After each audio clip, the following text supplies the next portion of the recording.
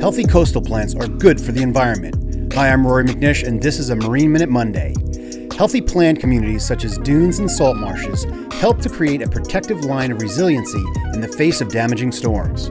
Salt marsh plants also help to restore nutrients from the surface and groundwaters as they pass through their roots.